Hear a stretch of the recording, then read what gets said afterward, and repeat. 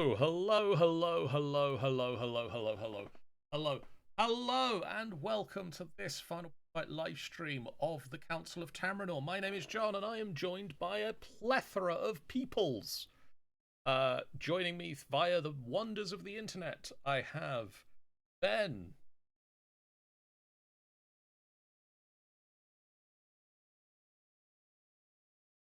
I have a Geoff.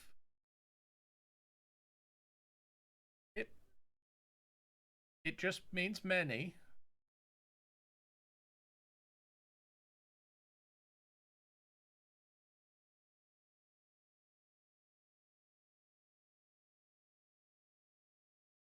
A large or excessive amount of something, not a specific number.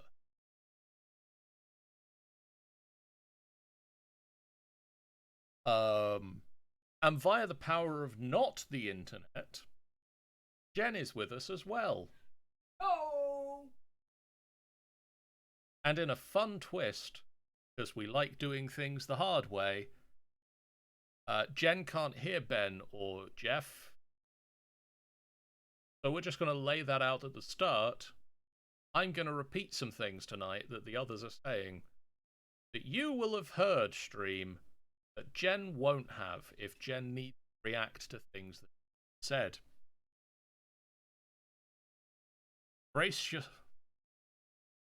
Brace yourselves for fun times. And those fun times are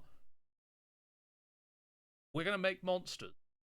You can probably tell that from the fact that I titled the stream Making Monsters. I went with an obvious stream name.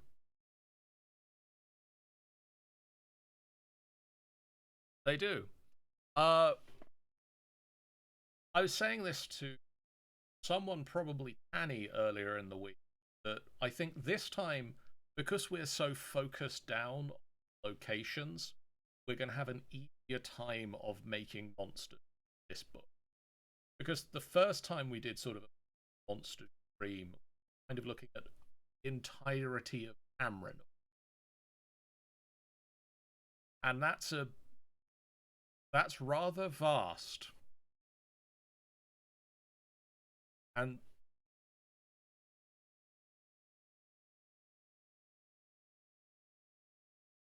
yeah, it's bizarre that way.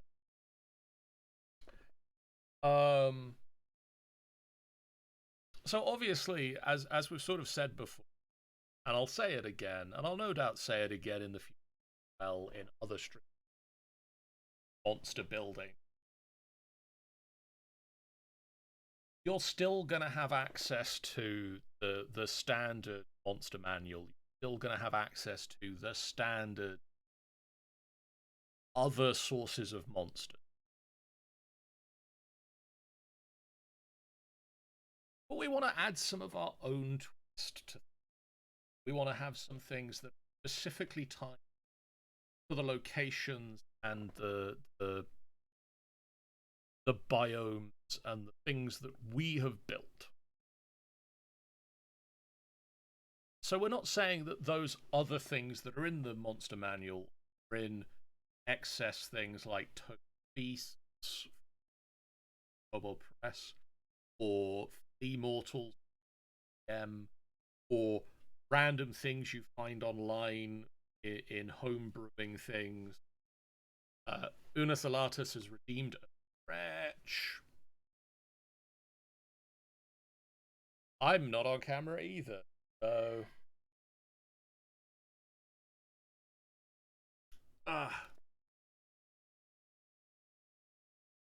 you are going to have to take our word for it. That was a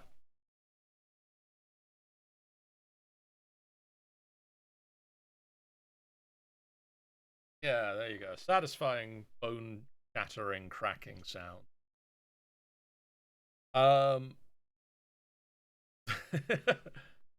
I have to go now. I have broken every bone in my body.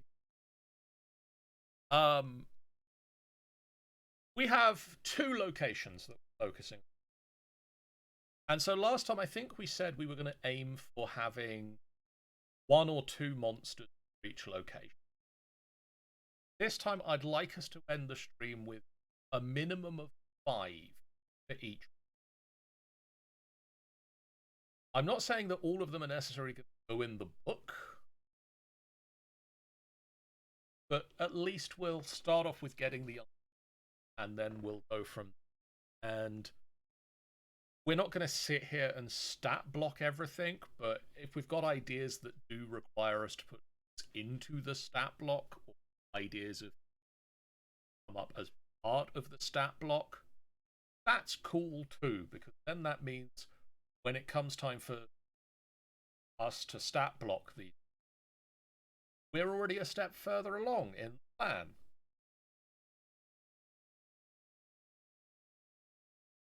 Like the stat block to play with. Oh, so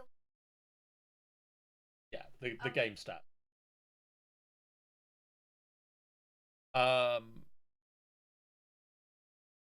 So before we go any further, I'm going to point out that I do have one of the things when we were doing the first round of monsters, I'd stated that the Lard was somewhere I had ideas for, and I was going to off to one side because there are some monsters that I'd wanted to add and are still going to be the key focus of the first campaign I would like to run in Tamrinor. Obviously, now with us doing a stream entirely focusing on Taur-Galade and Ravenstone, I know that there are people thought of some Taur-Galade. I'm not saying that anymore, but I am going to say I've got some ideas for monsters, and even if they don't appear in the first book, I'm going to put some of them in the first book. There are going to be some that will appear in a future book after I've had a chance to surprise players with. Tamrinor. Possibly a Tamrinor Monsterpedia, possibly just when we do sort of final collection book, we'll just have some extras.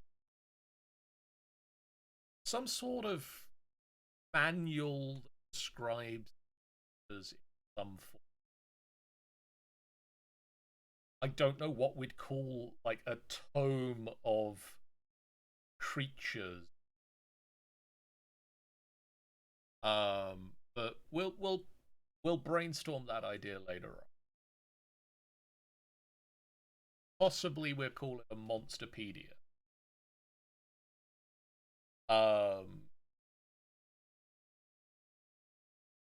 So for my ideas for Taur-Galade, I'll start off with my ideas. I don't have the names to hand because I didn't think in any place where I could get them where I am right. Because I planned ahead.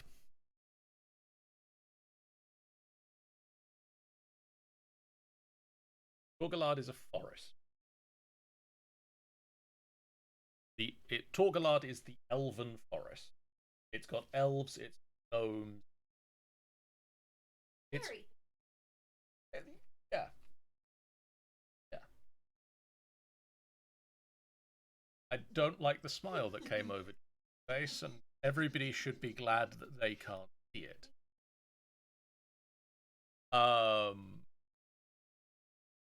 In terms of the things that I'm going to be putting in Taur-Galade, I have 3 sizes of undead 3-elf creatures, which include but are not limited to the Hollow Walk, a sort of very bestial little undead tree zombie like thing, up to the more intelligent undead Archaeo Guardian, who are bigger tree undead. They still have some amount of intellect and ability to, like, where the Hollow Walkers have sort of like tree-like claws and battering people with tree-like bodies, the Archaeo Guardian, and the size of that I still have access to their elven magic weapon.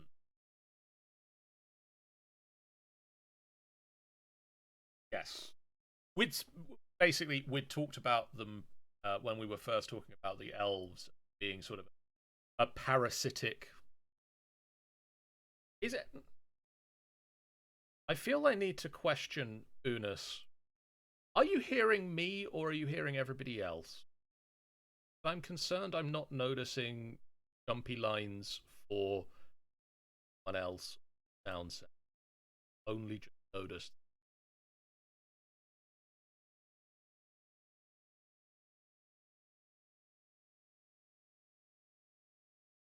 You are hearing yourself on stream.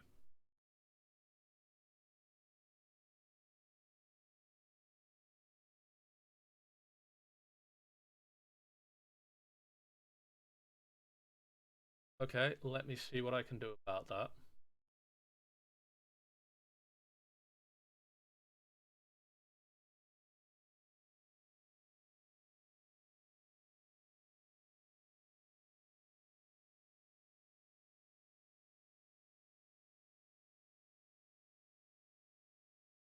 What's up? I'm working on it. There we go. You should be able to hear yourselves now. Okay. Can you hear myself on the stream? I can hear both of us on the stream. We're back, Yay! baby! That makes it sound like my stream has so far just been me talking to myself. Pretty much, and us just flashing every now and again. Yep. So those are sort of three of the monsters that I'm not going to include in the list because I feel they're going to be in there anyway. We don't need to list them. The other idea that I've got is sort of a very big dragonfly that the elves can use as a mount.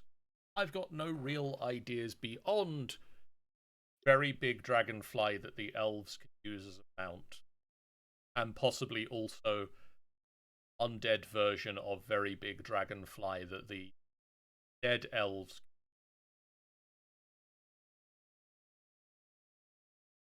Fair enough. Fair enough. Which I think if I'm remembering my notes that I have listed correctly, that one is called the Tormenite. Tormenite. Interesting. So I'm going to throw the floor open to Heathers.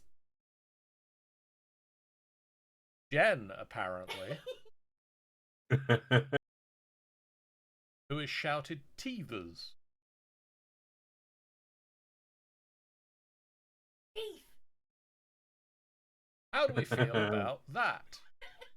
So they're going to be like the Tooth Fairy from Hellboy, are they? Yes.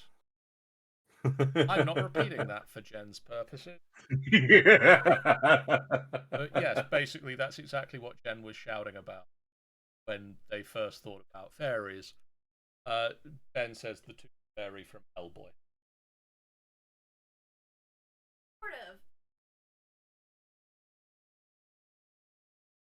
What shaped would they be? I will echo that question. What shape would they be?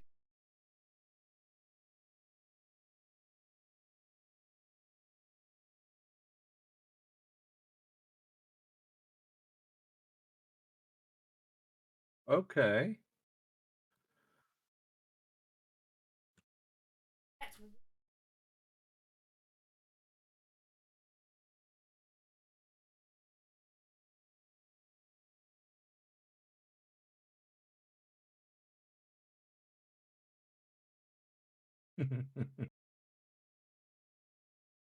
Fair enough.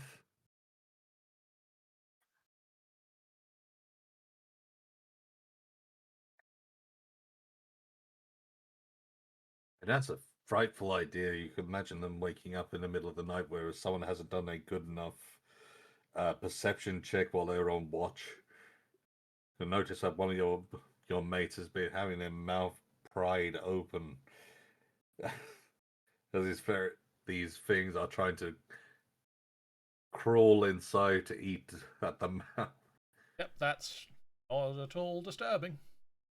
Hey, you didn't say good. Go over to my home. For a second there, I thought you said your nope screen. I mean, also that. Mhm. Ben, Geoff, do you have any ideas? Creatures. Let's focus for a start on. Do we have any ideas for Galade? Yes. I'm glad you asked. I Um, do. So I've got two creatures in mind for Taur-Galade. The first one I'm calling a Wonderwood. That's Wonder, Wander, Wood, Wood. Wonder. It looks Wand. Wonderwood. Wonder. Wonderwood, yeah. This is a creature that, when it's at rest, it looks indistinguishable from a tree. It has a trunk, it has roots, it has branches and leaves, so on. But instead of a solid wood, if you chop into it, it has a tough, rubbery flesh inside. It's covered in bark like a tree, but if you actually hit it with an axe, it has a tough, rubbery flesh. And normally they're immobile. They're quite content to remain where they are, just sucking up nutrients from the ground and so on. But if threatened, it pulls up its roots and starts moving and flailing its branches, which suddenly look a lot more flexible than wood should be. And there could be like one of these in like a space of like 10 or 50 trees. So you're never quite sure which one is the Wonderwood and which one is a normal tree. If you start deforesting its home forest, it also comes alive and starts attacking you. Its main intention is to batter the threat to death rather than consuming it or anything. Okay. And my second one, I've One called second. a crit. Yeah. Let me finish typing. Faster, Geoff! Faster! It's nearly caught up! He's nearly caught up. I must say, when it comes down to it, I'm still coming up with names for all but one which I've actually come up with. So I'm happy to sort of throw out for what we could call them, but I can also tell you their origins so that you might be able to get an idea of where I'm coming from. I mean, that is fine. We're not expecting necessarily for all the homework to be fully finished. We like to be able to have a discussion with the council. Okay. So your Ready for my second one? second one? Yeah. I've called a Crittermore. And Crittermore. this a Crittermore, yes. Critter more or critter More more? Maw. Okay. For reasons which will probably become apparent right now. It resembles a small woodland animal like a squirrel. However, its head is as wide as its body is long. When it opens its mouth, it can open its mouth almost flat, it's almost flat, and it has, I've got down here, has more teeth than the Osmond family. One can determine the age of a Crittermore by the number of concentric rows of teeth it has. If one of these things bite you, it's very powerful. It's like getting caught in a steel trap if the trap then tries to run off with whatever it's caught. Very interesting.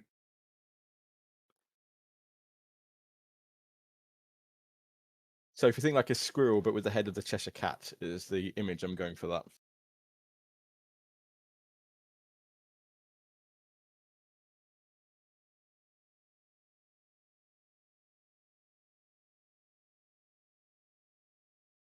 Very like crap.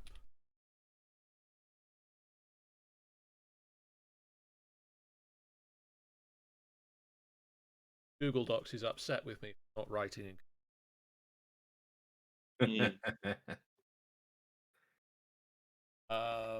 Okay, Ben.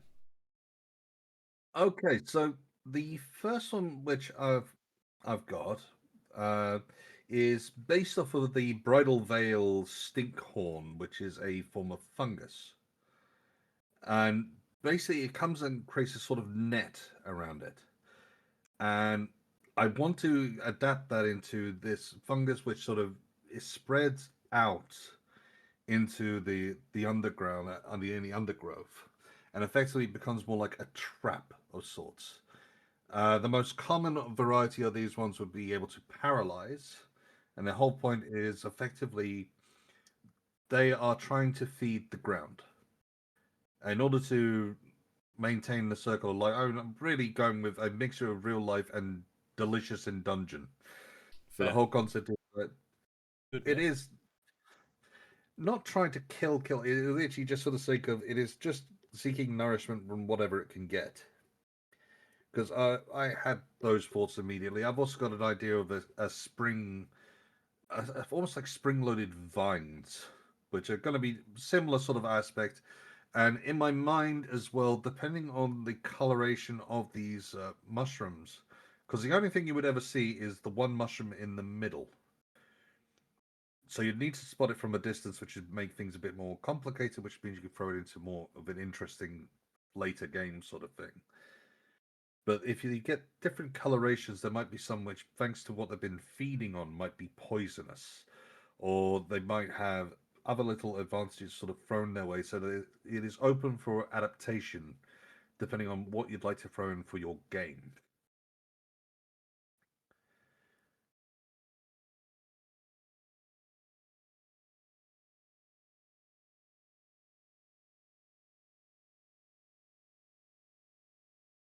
Okay. So that's the first one which I come up with. The second one, which is particularly for Taur-Galade, is based on Dolophon's, or I might be mispronouncing this entirely, Dolophon's conifera, which, if you don't know, is a wraparound spider. How are you spelling that? That sounds horrifying already. So it is- WRAPAROUNDSPIDER. Can you start that again? And I was going to say, why are you spelling this one? I've got it in written. So this is the real life spider, by the way, which is DOLOPHONES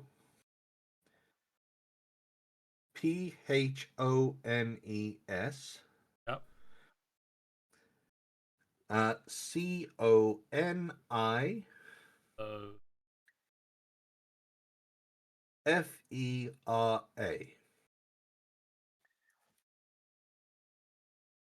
Now, this is one which I'm pulling in from a campaign which I ran a long time ago.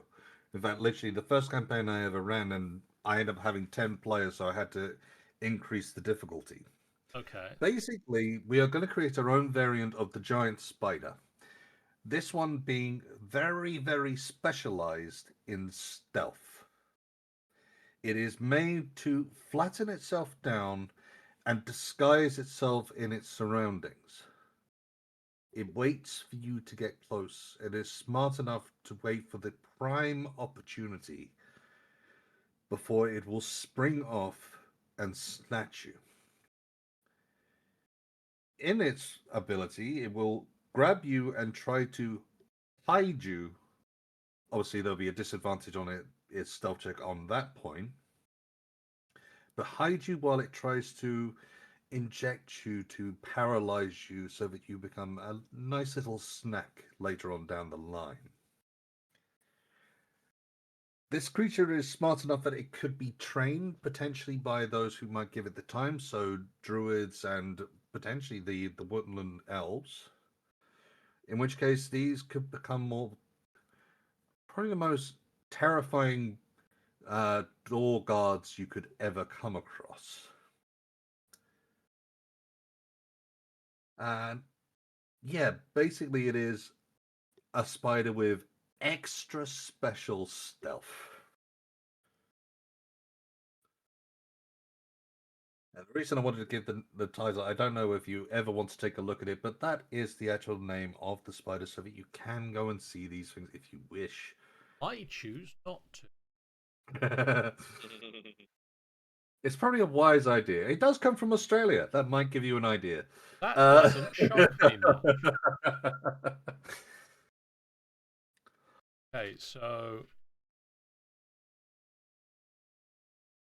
Jen has an idea that she would like to throw in, but also I'm going to say that between the 4 of us who are here, we need to come up with names for currently listed on here as Ben Concept 1 and Ben Concept 2. Which, while terrifying names in their own right, I don't think do them justice. Not quite, no. So Concept 1 is based on the bridal veil stinkhorn fungus, which creates a sort of net around itself, becoming a can paralyze prey and is the ground with agents. Sake of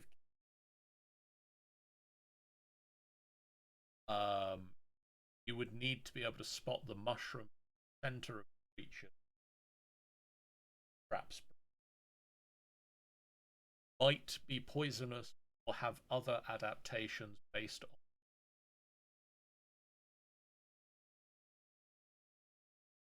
Because that's the real thing. You want to have, like, don't want to call it.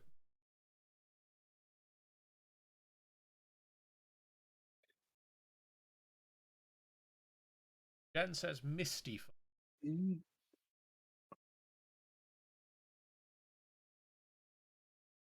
that makes sense. I must admit, my mind was going with this shroud. How about a Miss Shroud? Shroud funk. How does that sound? Shroud fungus. Oh yeah. Ben was thinking shroud. So take the two, jam them together. And it's how we get the peanut and jelly. But yeah, I like that. Miss Shroud. One word or two, do we think? Miss Shroud or Mist Shroud? I think 2 words. He's on 2. John, who had originally written it.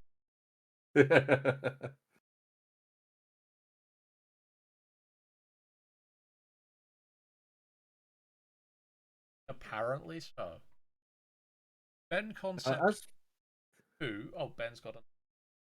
I was just going to say, when it comes down to it, I kind of want this to be almost like the majority of people, it is almost a fiction. So there's almost like the nickname given to it rather than an actual name, if that makes sense. Okay. That's the only feeling I have towards it, and I really can't think of a good name to throw on it to do that. So I'm very much open for suggestions. Geoff, have you got any idea? Off the top of my head, just what kind of creature? What does it look like again? Just quickly. So So I'll say it because then Jen can hear it as that's well. a good idea. That's a very good idea. You can scare Jenny. Get the photo up. Yeah. Yeah. Jen. So, concept for Ben's second crew. 1, you want the name to be more given. Okay. It's based on the real life creature Colophon wrap rounds. That thing.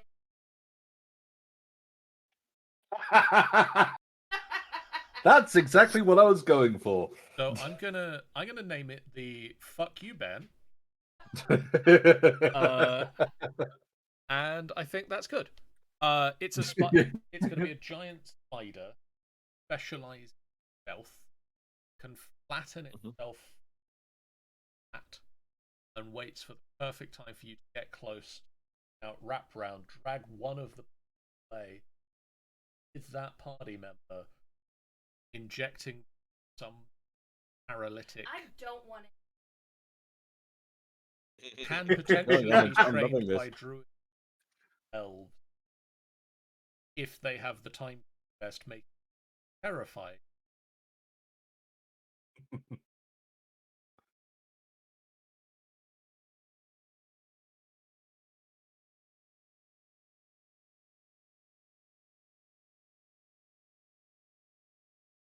I don't oppose that because I was thinking, oh fuck this again.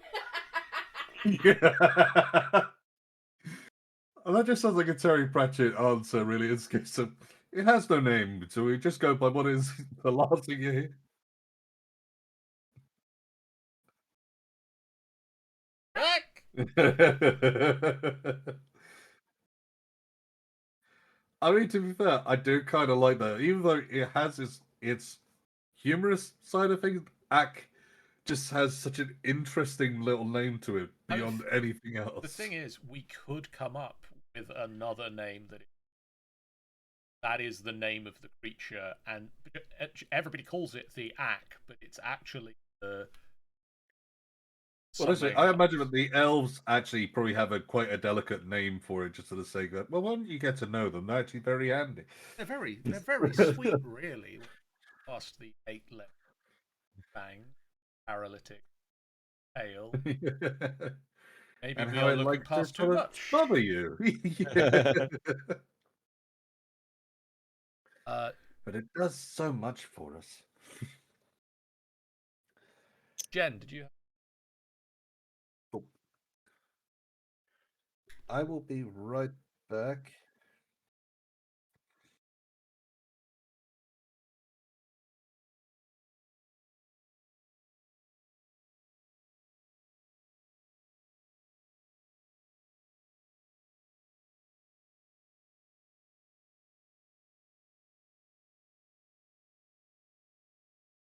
Help me, help, help, please help. I like it. I like that as well.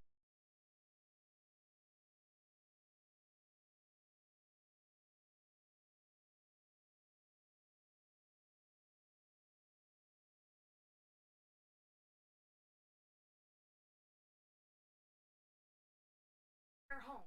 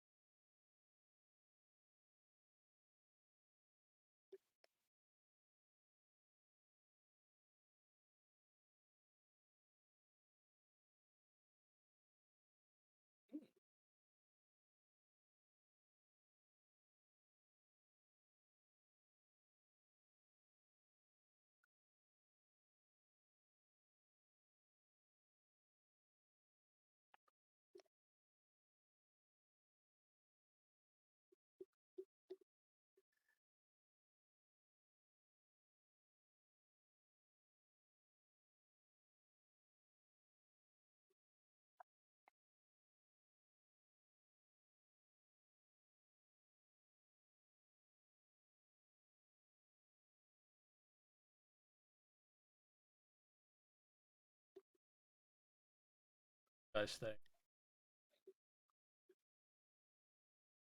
Vesty sounds quite nice. Especially for the sake of being a nymph.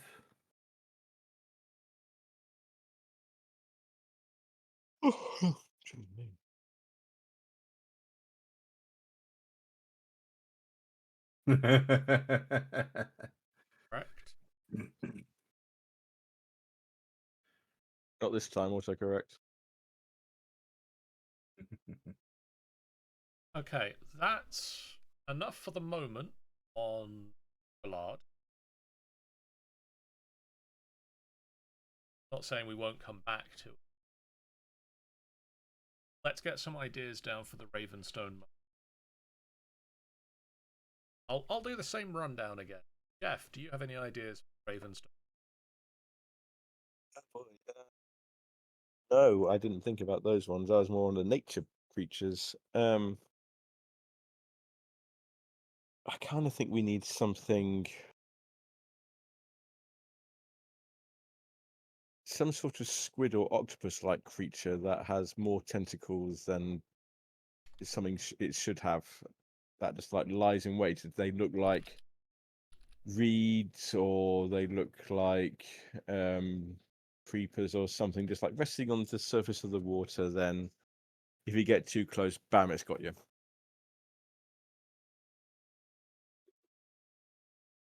Love the idea. Strangler. Call it a strangler. Strangle or a strangle vine. No, it's not a strangle vine. It's an octopus. That's a thing, isn't it? Strangle vine. Strangle. I hope not. I literally just made it off the top of my head. Strangle. I know there's the assassin vines that might be a mix-up. Oh, there is. Strangle vine. It's in Hearthstone. It's in a few places. Let's see. Oh, that's it. It's a World of Warcraft thing. What it is. So we're not going to call it a strangle vine. Nope.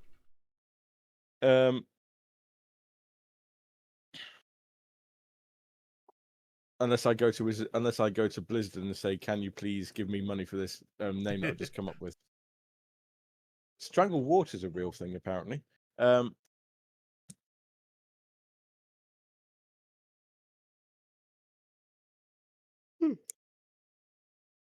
It's not so much a plant either. It is actually like an octopus or a squid. You could just call it a swamp strangler, really, couldn't we? Just keep it simple. Swamp strangler.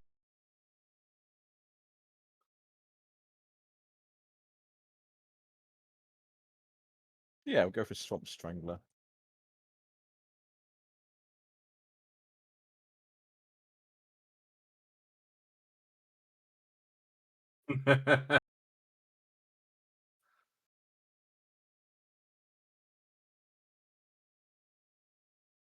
Ben, what do you have for the marshes?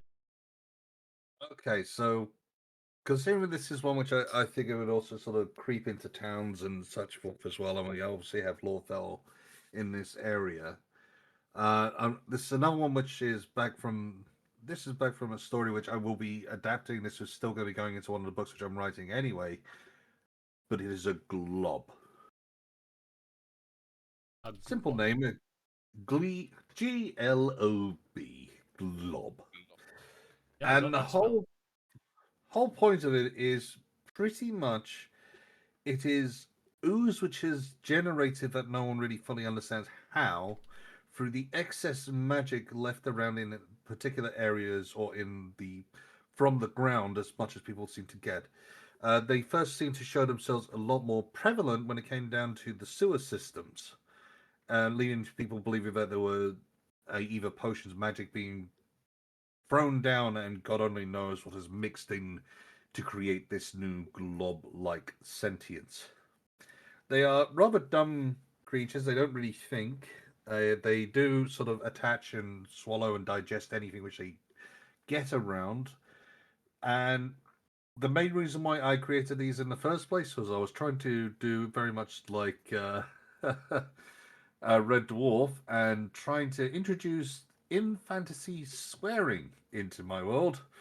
And so the term son of a glob comes in quite a lot. And all along those lines, all those similar sort of curses and such forth, to say that you are effectively the son of a sewer creature, as best as understood. In terms for the sake of their heritage, there does not seem to be an origin, or no one knows where they came from. They literally came into existence and were, but they have mixed with whatever they seem to come across. But majority of them, thanks to being just in the sewers, don't seem to be too harmful. But as long as you don't let them get into too many. Exactly. I mean, that's the other side of things. Some people believe that they independently. I can't remember the term for it, but they reproduce asexually entirely by themselves.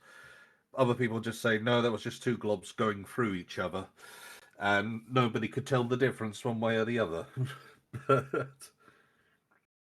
Parthenogenesis. that would be the one, yes. We're pretty much perfect split, yes. Yep. Fancy But, word. yeah, exactly. So yes, but that is the glob. Do you have any others? I do. Hey. I Okay, this one is meant to be more predatorial, but I just like the idea of the particular face coming out, and I would love to see an artist rendition of this fierce creature coming straight out of the waters and preparing to attack, which is I want an attack axolotl. Effectively, an axolotl in this world is far more dangerous, almost closely resembling. It's almost a mix between an axolotl and a crocodile, that it has the ability to grab hold and twist and such forth, but still retains a lot of its particular powers. Just the image alone in my mind, it was a case of trying to come up with something which I couldn't think of seeing anywhere else, and that just popped in an attack axolotl. I've taken the liberty of shrinking the name Attaxolotl, I like that. to the Attaxolotl. That's a good name. And I think very much I've said to Jen on Thursday, Wednesday, at some point earlier this week when I was discussing things with Jen, I was like, we need to start coming up with artwork for the various chapter covers. Second, and one of the big things I was having trouble with is that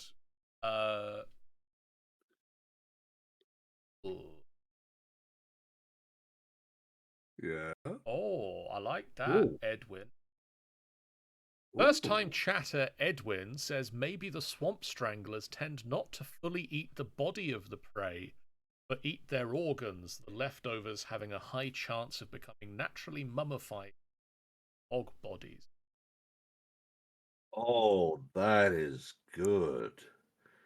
I like that, Yeah, and I that's like wicked. the idea that that also would potentially be like a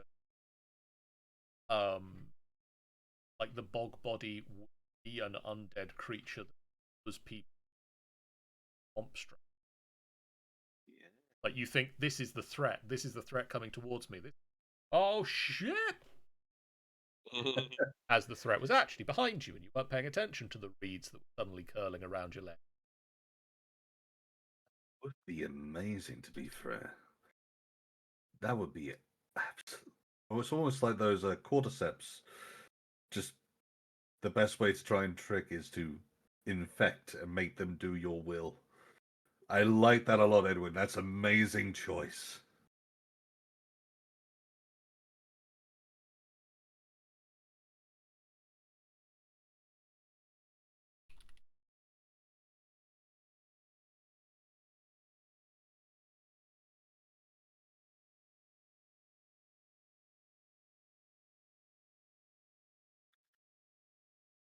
Looks at some pictures of Holland, says Edwin. Holland man. Gotta take a look now.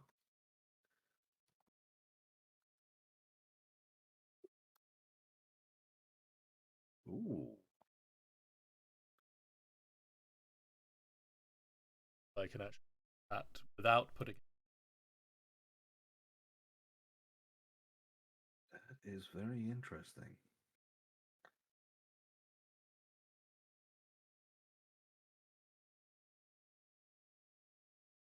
Yes.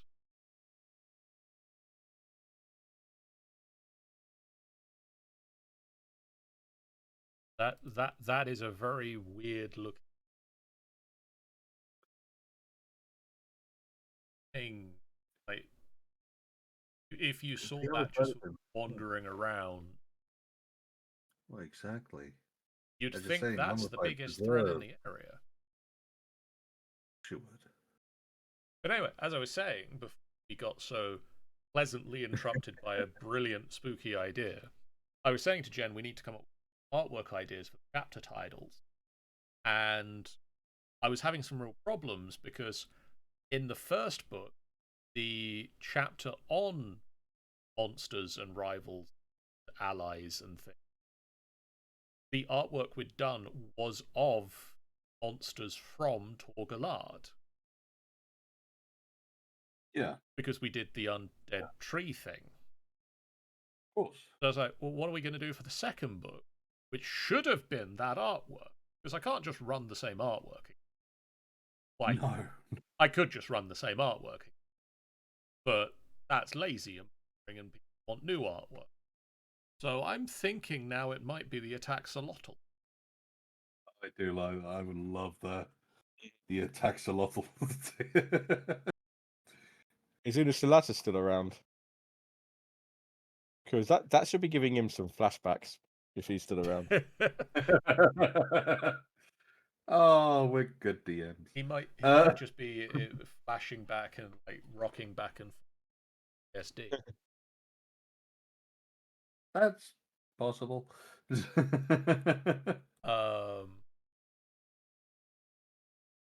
Fantastic. So we've got 3 to 4 creatures here. Ben, did you have any others? The other main one, which I actually had, was more set around with the dwarfs and the mountains, but I can go ahead and throw it forward if you like. I mean, I can make a note of it for future time. Yeah. Basically, mountain. So basically, what I was sort of playing with as well, and thinking through once again, it was of the innate magic of the ground, particular how our dwarfs effectively carve the next ones.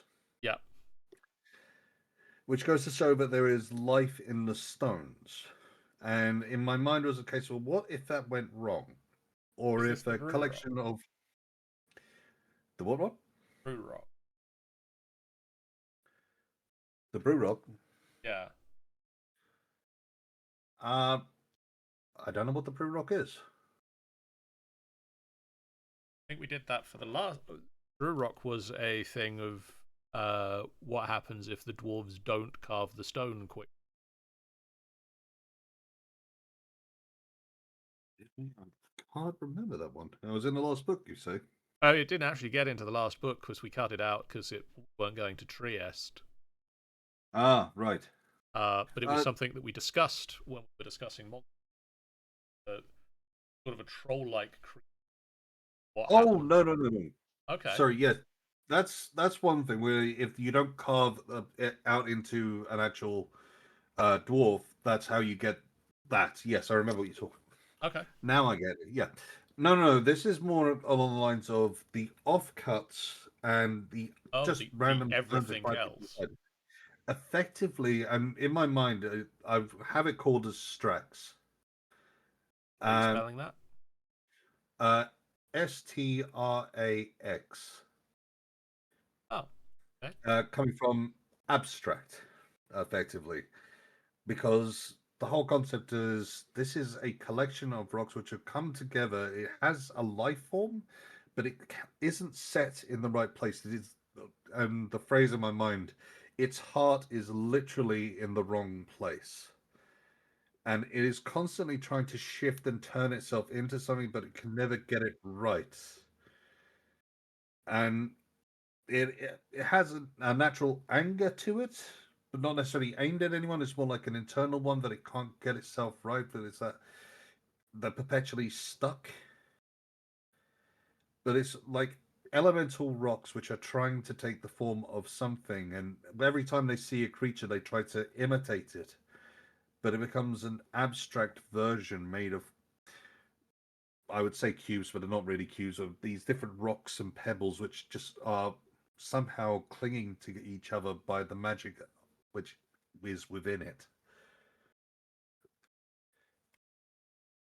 That's the idea which I sort of came up with. So it's almost like the opposite of if you don't chip one down. It's more if you chip them down and don't do something right with the rocks themselves. Like if they're just left or anything. The worst part of that one is it also technically could create the zombified version of our dwarfs. If they are broken, there is a chance that if there's enough life essence in them that they might come back. Yes, that is exactly it. And yeah, because it is very complicated, because obviously the mentality side of things is once again fragmented, shattered. They are not whole enough to figure it out just yet. Which it's a very dark backstory to sort of give them, but the other side of things is sort of in this world where we literally have magic rocks effectively in the ground. Yeah. It kind of made sense to me that this innate magic would be in them. So anything which is left behind and hasn't been treated properly, and I placed that very. We haven't got into exactly what dwarves do to actually carve or do anything along these lines. It'll probably be something we'll come into later down the line, but actually having that as a consequence if you don't follow through with the rituals, I kind of like as an idea, because if something happened that, the mines of which they called home, they were forced out of before they were ready, or things have sort of collapsed, you could be infested by these ones who couldn't tell when they begin and the next one ends, and so on.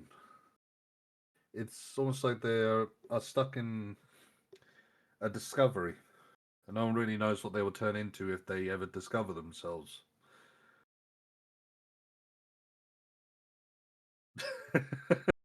Was It's apparently amazing trying to get to timing.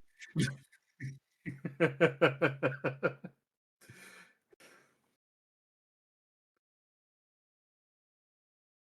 So Jen, what ideas do you have for monsters from Ravenstone?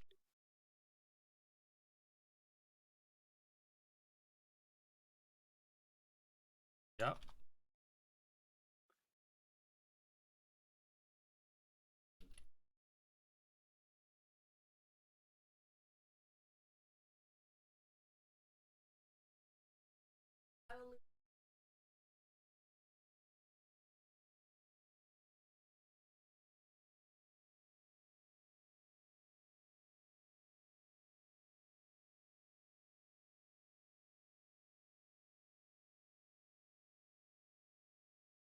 Okay.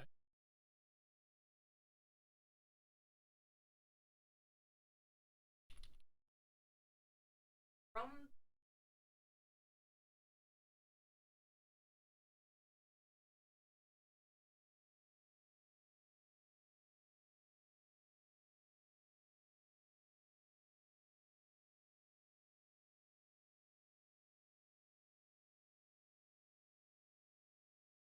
Oh, I like that. Likes that.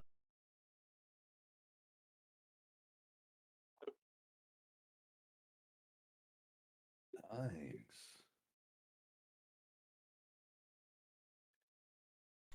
Oh, I just thought of another one, but sorry. Hold, I hold that thought then. No worries, I'll hold. I'll hold.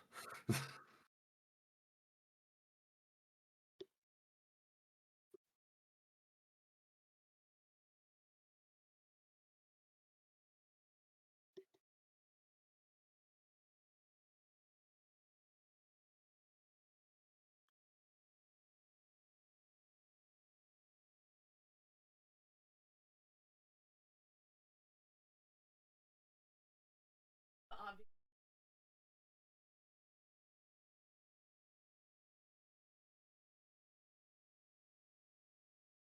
Okay.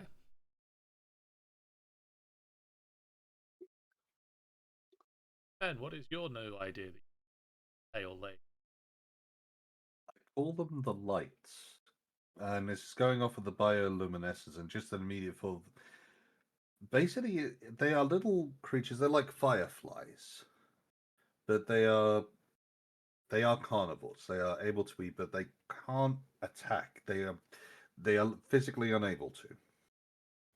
But what they've found and have adapted to is being able to guide people and to guide things to attract to the lights.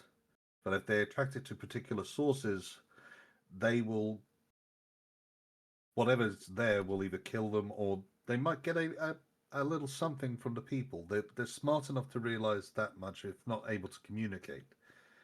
So there's a chance that the lights might guide you to a treasure, in which case it is custom to give them a treat.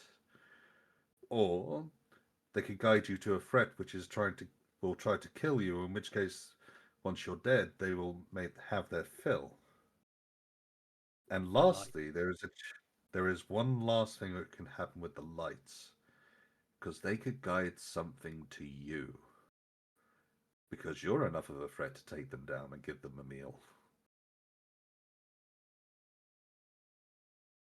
Once again, it's the case that they can't do anything themselves, but they're going to use whatever's to their advantage.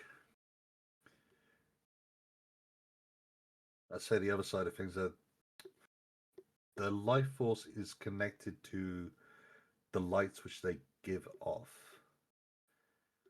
So you know that one is very weak if it's dim. But if it's bright, it's got a good amount of life to it. It has had its fill. So effectively, they are a bit like fireflies as well, but it's the whole thing that they can give off light. It's very easy, natural light and all that lot. But you don't know whether it's a good thing or not, but they're flying around you. I love the idea that you don't know. Are they helping? Are they hurting? Because I also like the whole thing that if you feed them early, they will stop guiding you to whatever you're going to. And they will no longer try because they've got their fill. They don't need anything. So it's not like you can bribe them either. It's a case of you have to wait for the time and see what comes. If you feed them early, they will stop guiding you. Might be good for you.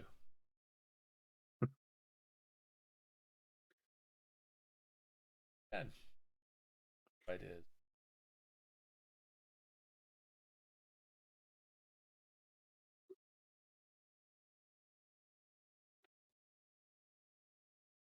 So, Geoff, any ideas?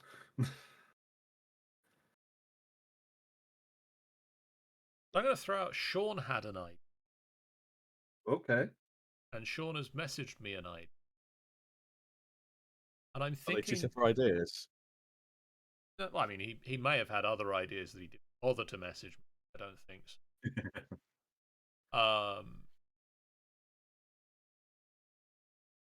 Check in with.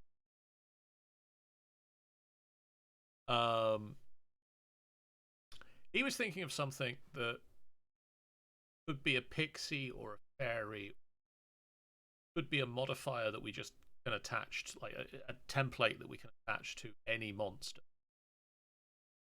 It could also work quite well with either the glob or a form of the glob, which is a monster that feeds on magical energy. In battle, the monster always targets, always prioritizes magic users, not people wielding magic weapons or armor, users of magic. And when it hits them, not only does it deal physical damage, it also drains one of their spell slots. Interesting. I do like that as an idea for a special attack, definitely. That seems to be quite. That'd have to be managed quite a bit, though, wouldn't it? That'd be like a one of those attacks that you have to roll to refresh. It would probably be a roll to refresh. A 5 or 6, you get this attack back. Or it can only do it a certain number of times. I think it's a roll to refresh. Yeah. Personally. Yeah. On a 5 or a 6, it gets its attack back. It's not so devastating that you couldn't have it go off 2 or 3 times. But then the wizard starts becoming useless if you overdo it. Yeah, it does drain. Does drain a resource only have.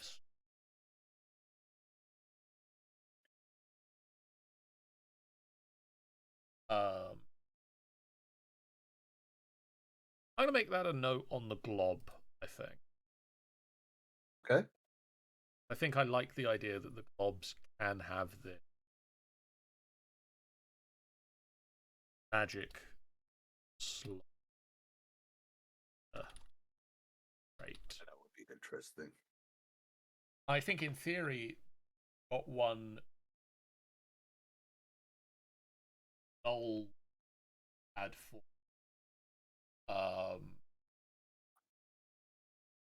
Arium.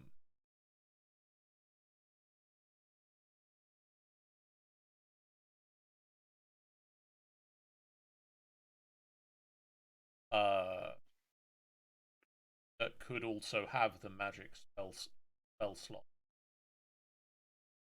Edwin suggests maybe it still spell slots and max number that it can. Oh, I'm liking that. And also has some abilities that cost spell slot. I was going to say, you've either got that or, in fact, once again, if we're attaching it to the glob, which can't think, if it manages to eat its fill, something happens as well. I don't. So it could use It abilities one way. explodes. It explodes. I don't see that on the glob, but I can see that being a thing that there are other creatures that we could put that onto. That is a mechanic we need to use. That is Yeah. guaranteed.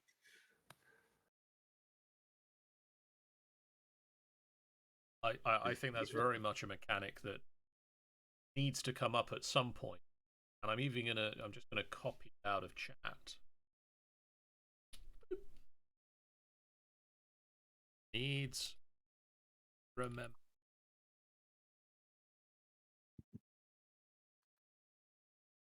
to be remembered. Spelled correctly. Not only am I going to fix the spelling, but fix the coloration text. Formatting, that's the word. Jen.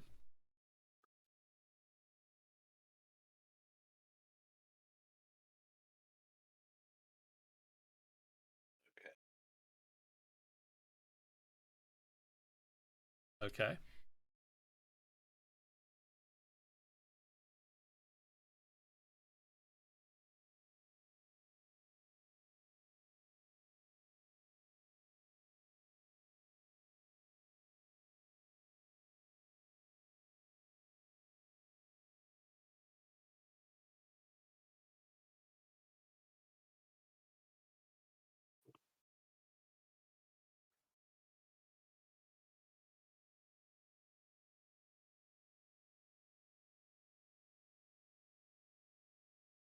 Oh, I like that. It's one of the seems less like a monster, but definitely. We put an in joke in there, a final boss fight in joke in there. Their call is Rakakaka.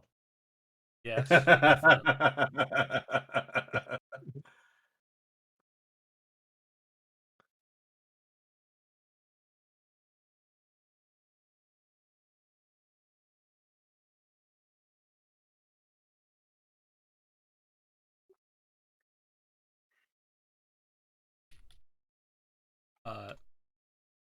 Sorry, Ben, could you just repeat what you said first?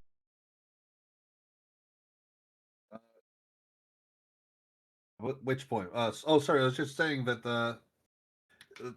the description of this sounds less monster. It's more like an inhabited creature than anything else. But I'm loving it. Don't get me wrong, I'm not saying anything against this. I'm loving it. Yeah. But it's probably the least dangerous one we've had all night. Oh, it definitely is the least dangerous. But I get the feeling that the second half of this less benign. I have a feeling as well. I thought I heard. Yeah. We'll see how this continues in a moment. I turn back to Jen. Jen. Ben loving the idea. Loves the idea that we've actually got some colors horrible.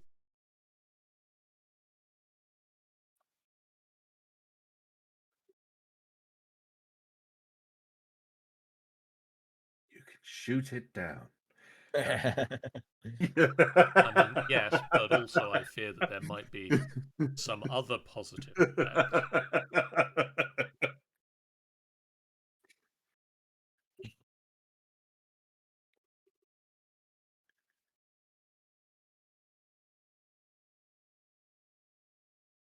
Advantage.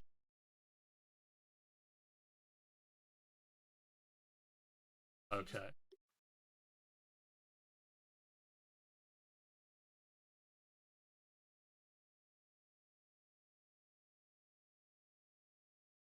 I can work that out.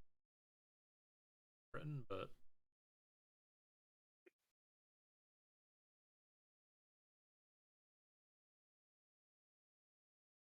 one word or two. Sorry, is Moon Crane one?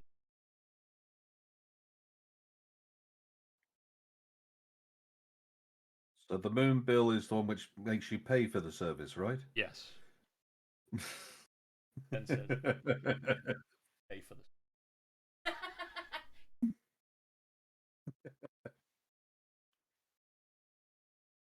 Verb.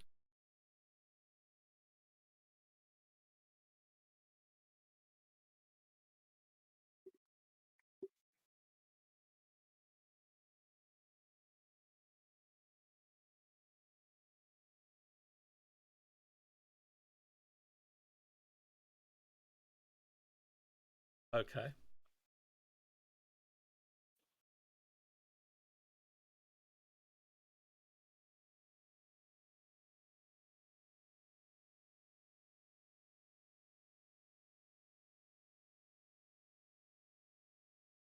Okay.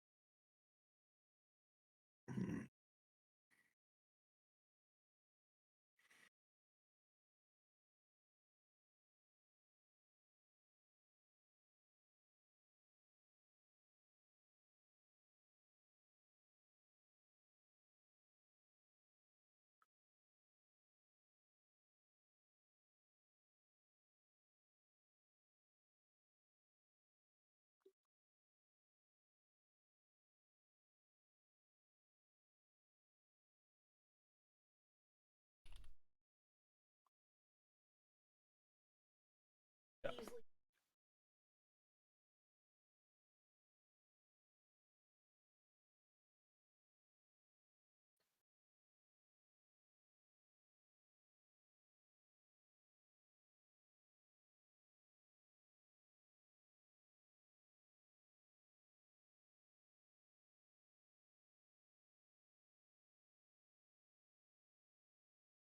Happen to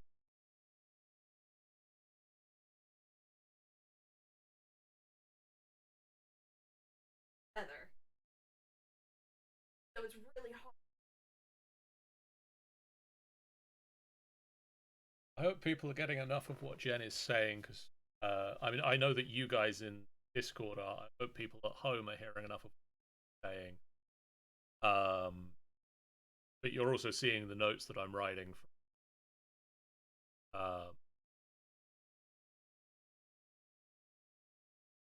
I saw the microphone. The sound was cutting out a little bit there. Jen's on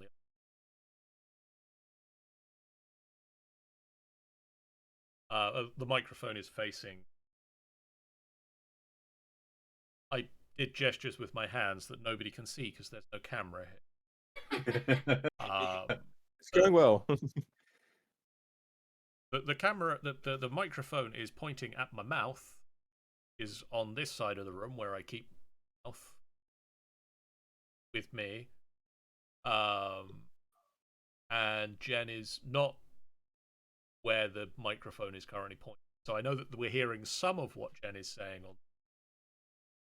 but again, it might just be that I'm going to be making up what Jen is saying based on the notes I've taken of.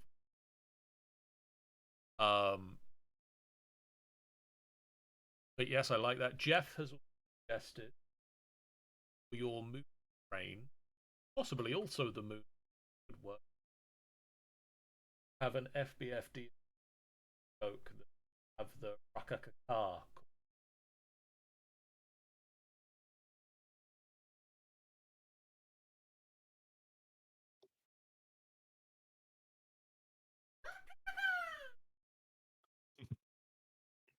Really want to talk to Michael and find out what he feels that we're still using Rakakakar 8 years after he.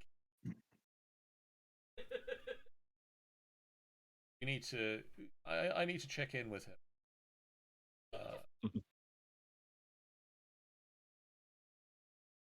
No, they bought. It went about as well as you would expect.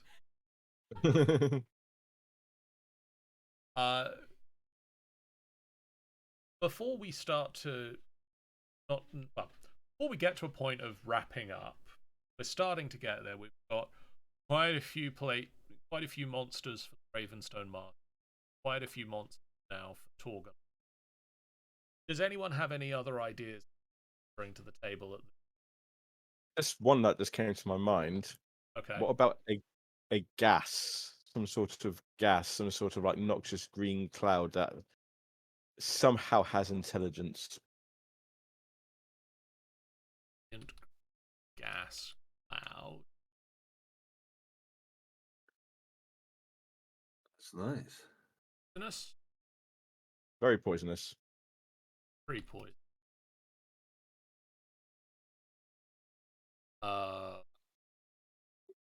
I'm assuming we're going to go with this being a swamp. Yes, that would be. Oh yeah. That would very much be a swamp-based thing. So just imagine that one, especially on the foggy nights, as you carry on moving forward, then all of a sudden the fog starts to just change comes Ew. towards the you. green seems to be, yeah. It's somehow getting thicker. You don't understand how. Is the green gas cloud afraid of fire because it is highly combustible? Or is the green gas cloud not afraid of fire but is highly combustible? Oh no, we make it like creepers. Sorry, there's a theory on creepers that the reason why they explode in Minecraft is to spread their seed, being that they're plants rather than being an actual creature. So the whole concept is they want to blow up to spread the seed onto you, so you will spread the seed further. So an idea which could be placed for this one is that it wants to blow up because that's how it reproduces. Or maybe we turn it around. Maybe it's not flammable. Maybe it's not highly combustible. Maybe you just have to. What would you do in that case? Because it's having it blow up because it's a gas seems a bit predictable. But I'm just thinking, is there a way you can turn it around and have a not so obvious weakness? I mean, you could have gone the other way entirely. That if it's poisonous, then maybe it has an effect of whatever is in it actually has enough to knock out flames. So if anyone's walking around with a torch, I was going to say, if we're going and it's not combustible, then yeah, it's going to knock out non-magical fires. Like everyone's just jumped in as well, yeah. That it could be the opposite, choking people and smothering the flames, depriving the oxygen in that area. That at the moment that you walked into this creature, it's poisonous. So every time you try and catch your breath, you're breathing in whatever is in there. But it is also void of oxygen, so if you do manage to catch a breath, you're not going to get anything from it. So it's kind of more like a hazard in that case. It's a creature, but it's more like a hazard rather than something to be fought. It does seem like it'd be more. I mean, the other side of things is how would you fight it? Because I mean, then again, that is what the players are meant to come up with. That's their job. Yeah, that's not our job. But technically, it is able to say. I'm guessing that it's going to get something out of the bodies and all this sort of. You're still going to be able to hit it. It's not necessarily going to do as much damage because I've thrown in it's resistant to melee attacks because that makes sense. Yeah, fog. It's a fog. It's a fog. I mean, if it's also resistant to fire and lightning and a number of other things, it's got sort of the generic ghost-like resistances. True. Then you're You gonna realize the shadows and all that sort of thing. You can hit them, you just can't hit hit them as well. It's not gonna do as well as you hope. Yeah. What do we want to call sentient green gas cloud? Noxious fog?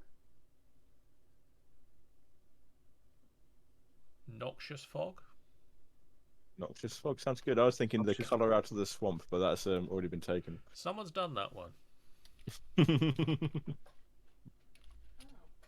He can complain if he wishes. If he wishes to complain, he can complain about it. If he does complain, I would like to hear from him. Okay. Before we finish, I do have a dice rolling random monster generator thing. I did have one last one which came to me as well. Okay. Which is okay. I'm going to give the name first because the fact that the name came to me I think, is brilliant. Called Barb Tooth. Are we going with the forest or the swamp? Technically, this could work in both, but it would be on the outskirts of the forest or along water's edges. Barbed tooth. Barb Tooth, not barbed, just Barb Tooth. Barb Tooth. One word? Just one word. These are going to be rather smart creatures, and they are hunters, effectively. And they hunt by creating traps. They are going to be based off of beavers. And in such, they will carve some tree roots or trees to look like figures which might attract your attention to make you walk in. They will obviously cut down trees and such. Will basically, I'm imagining this thing that it can fight by itself, but it is a smart hunter instead, more prone to try and make a tree fall on you, or to convince you into a pit that it is lightly covered, than to fight you directly. Because there are a lot of threats in the woods, but they also are very tasty threats. So effectively, these are trap hunters with things crudely made by beaver teeth. Though they might not be the greatest fighters, their bite is second to none. They might not be the greatest at taking a hit, but they can definitely dish it out if they get given a chance.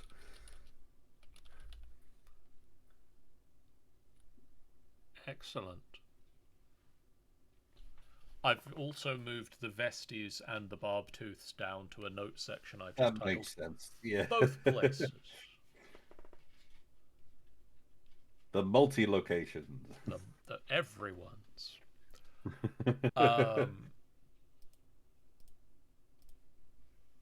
So I threw together, with the help of various things online. Oh, I like those notes, Edwin.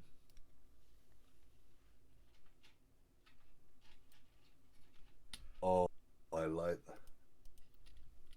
Some legends say noxious fogs are created by the last breath expelled by a person drowning in the swamp. The final breath grows over time into a noxious fog if no burial rites are performed for the drowned body. Oh, that's cool. Oh, that's beautiful. And yoink. So I put together a dice rolling thing to help us come up with ideas in case we had trouble.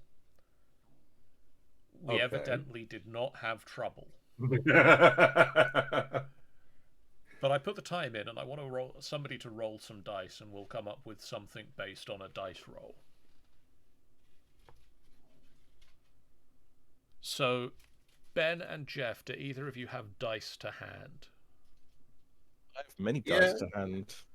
I have my my mini hoard to my side here. Yes, I have a collection.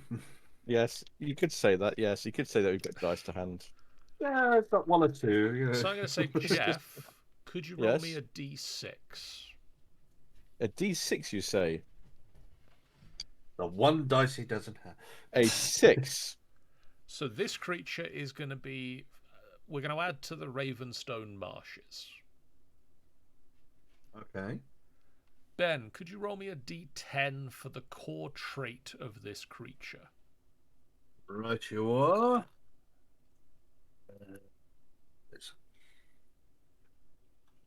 That is also 6.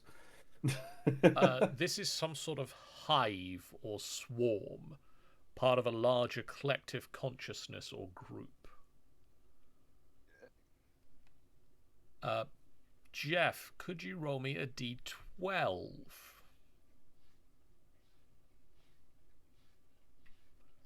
10. I was going to say, if you roll a 6, we've got trouble.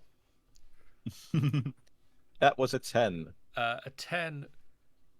The physical form or inspiration for this creature is a form of magic. Okay.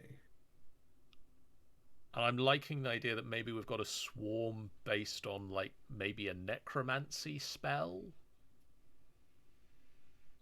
That'd be interesting. Oh, really going for it. A druid necromancer. I can explain why it's a swarm which is doing it all. Ben, Yes. roll me another d6. Another D6 coming up. That's a 4. So this creature, the twist on this creature is that it is the remnant of something greater. This swarm is what is left behind after a larger event. Oh, I would love for this to be a fight between a wizard and a druid. And basically, a wizard necromancer with a druid who has just been trying to protect the forest and whatnot. And the combined efforts have effectively now created a great swarm, which seems to be like nondescript bugs. But they come out, they attack, they're kind of necrotic in themselves. You can tell by the stench which follows it.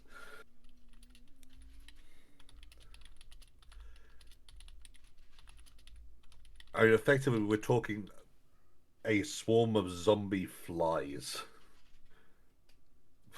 which is very humorous in my mind for some reason. I mean, especially if we end up throwing in a potential for, I mean, similar to with vampiric side of things. If we make it in our world that you are actually able to catch zombification or necrosis taking over, and then with enough of it, you might turn,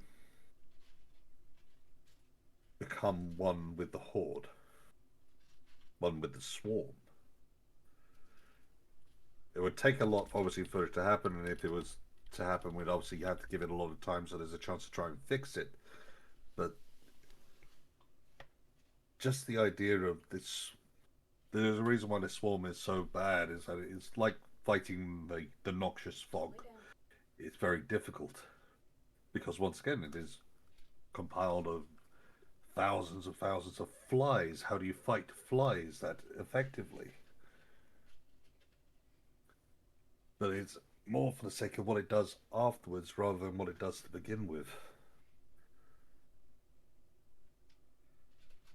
I'm liking the ideas. I'm looking up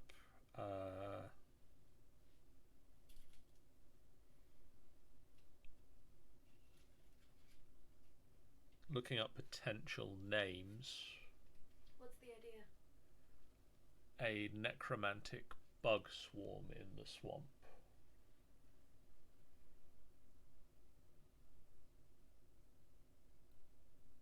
Moss. Necroflies. Sorry, what? Necroflies. Would Jen suggest necroflies? Why not?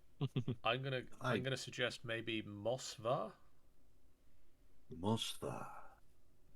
I mean, also we can just jam the two things together. Mosva the necroflies.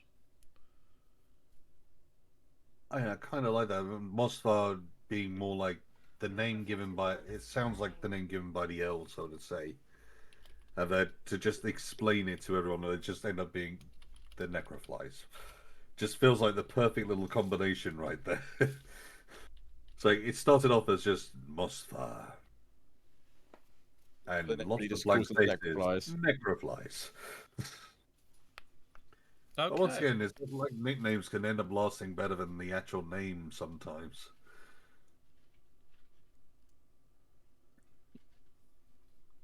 But that Okay. is pretty damn cool, I've got to admit. I think that's enough monsters. I think we've done a good job. Well done, us. Jen is giving a small round of applause. Thank you, thank you. We're here all week. We're not here all week. We're not here all week. We're here for a little while. We're doing bits and pieces. We're doing random stuff. We've got stuff. We'll be around. I'm just trying to look up my notes. Is it this one that's got the notes in? No, it's not that one that's got the notes in. Where have I got my notes for? There we go. So, in terms of Tamrinor Council discussions, my suggestion that we, for November, for the November stream of the Council of Tamrinor, in a month's time, was to look at the 3 new races, or the 3 new species that we're putting in this book, and finalize their features. The Orcs, the Amalgi, and the Nairath Kel.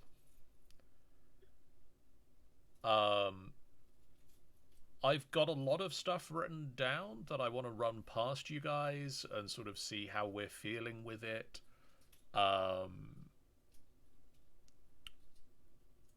In terms of the Amalgi, there's sort of a table of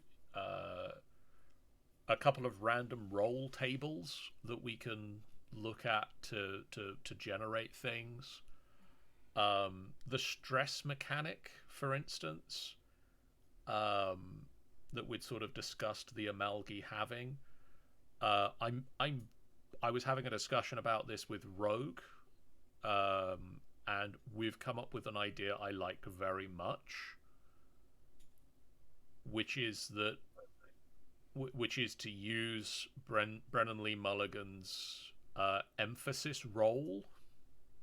Yes. As a thing that the Amalgi can call upon if they trigger themselves with stress, they can call on an emphasis roll on any roll that they did not previously have advantage or disadvantage on. That's an interesting little thing to throw in, definitely. And so basically that's what they can do that causes them to gain stress. And then the idea that we're going to have is that we'll have a table that they can roll on that's sort of like the wild magic table. But it is either a very positive effect if for instance, the attack hits, something goes off very well. Like, they might roll an attack with emphasis, and if it hits, it deals maximum damage. But if it misses, you hit yourself instead. I do like that as a little optional twist. I do think that works quite nicely. So the idea is that you've sort of got this. I've got this attack and I need it to hit, and if it's hitting, it's going to do really well. But if it doesn't hit, it's going to go real bad. Yep. But yeah, we'll discuss all of that next time, mostly because I'll have the notes in front of me at that point. And That is always useful. We can go over these notes. That's the idea for November. I have also been discussing with Sean today that at some point, be that December or January's Tamrinor Council stream, I'd really like to make sure that with the second book, we get a bit more, not necessarily full artwork in the book. I'd love to get more artwork in the book, but also I'd like to get more maps in the book. And so I've said to Sean, we'll sit down for a Council of Tamrinor stream and we will do a map of Lorefell. And I think Sean's a good idea to sit down with, to sort of run through all of those ideas of why does town build like this?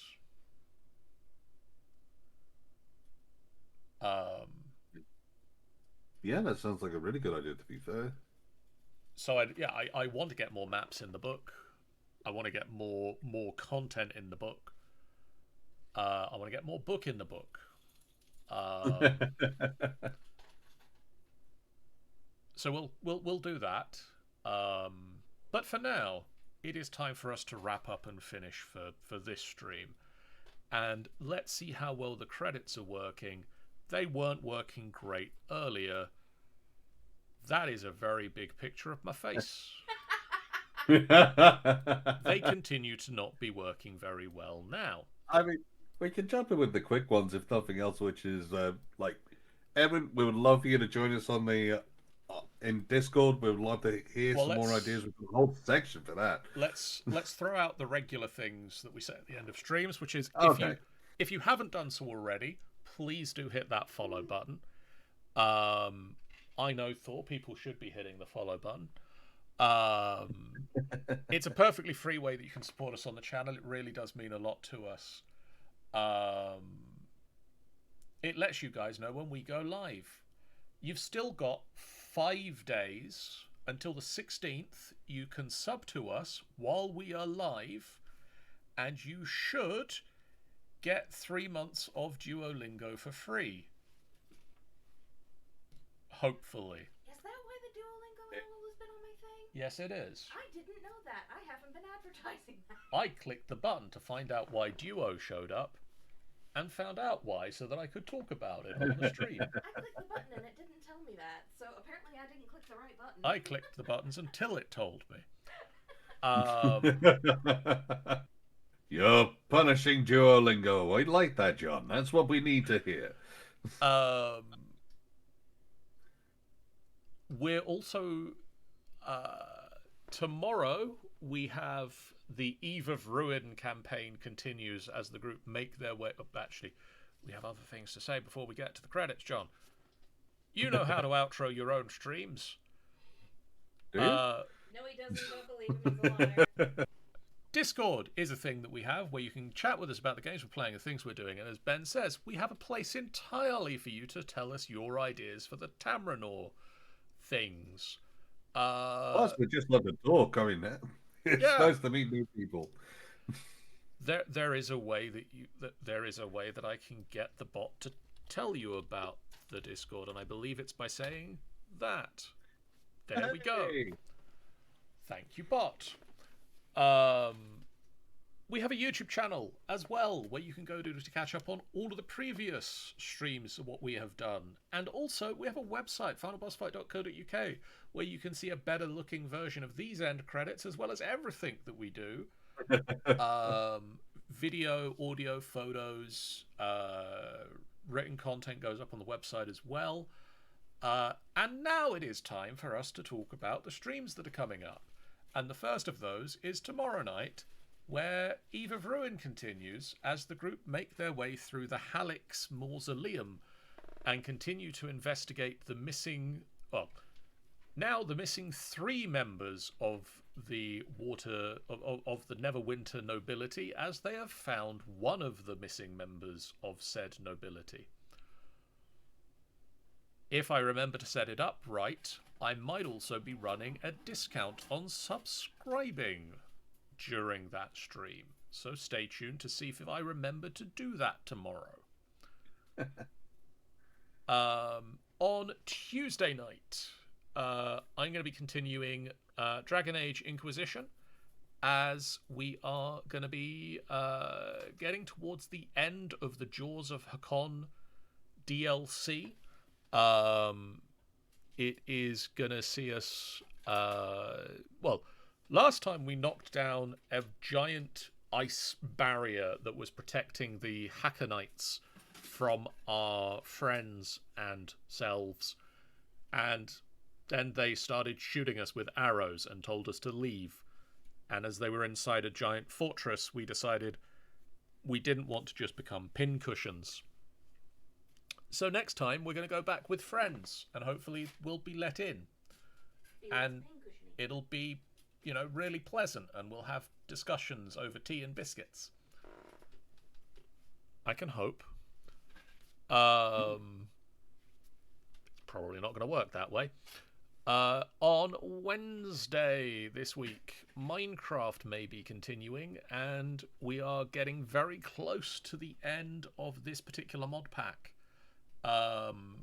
We've still got a few things to collect for the Soul of Dimensions, and also we want to go to space. Yes.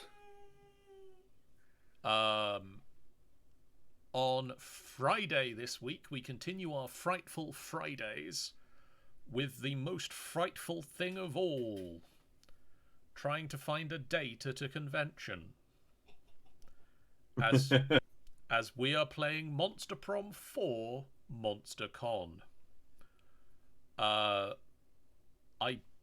don't remember offhand who's playing it. I know that I'm just sort of narrating that stream. Because we've got 4 people who are wanting to play the game. Let me look at my list. Tanny, Sean, Stanza, and Rogue are going to be the monsters going to the convention, and I'm going to be there to help voice characters and progress the plotline by clicking the little button. So tune in for that. And then Saturday next week, it is FBF Film Night, as FBF Public Domain Movie Night, as myself and Sean and others watch The Brain That Wouldn't Die. Spoilers, I think it's about a brain and its inability to die. I could be wrong. I don't know, it sounds like a foot that's trying to live. That would be an interesting twist if it's just been dead the entire time and just people got the wrong idea. I mean, it's a brain. How are we going to know?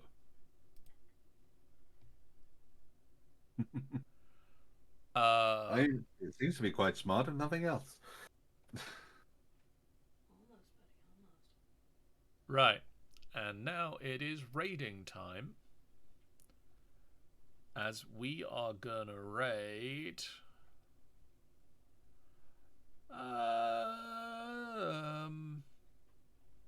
let us raid into Tamrinor, who is doing some D&D character painting.